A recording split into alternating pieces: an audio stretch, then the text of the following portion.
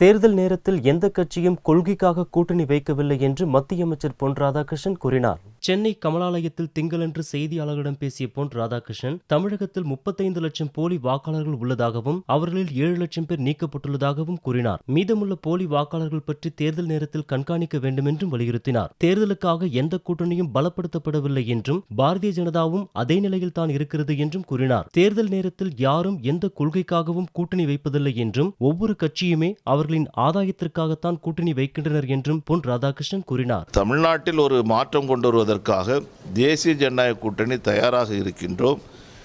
இப்போ நீங்கள் என்னவோ பெரிய கொள்கை ரீதியாக இதுக்கு முன்னாடி கூட்டணி வச்ச போல பல பேர் பேசிகிட்டு இருக்கிறாங்க. என்ன கொள்கை ரீதியாக இதுக்கு முன்னாடி கூட்டணி வச்சாங்க? மறுமலர்ச்சி திராவிட முன்னேற்ற கழகம் பாரதிய ஜனதா கட்சியோடு கூட்டணி வைத்தது பல தேர்தல்களில். எந்த கொள்கையினுடைய அடிப்படையில் கூட்டணி வச்சாங்க?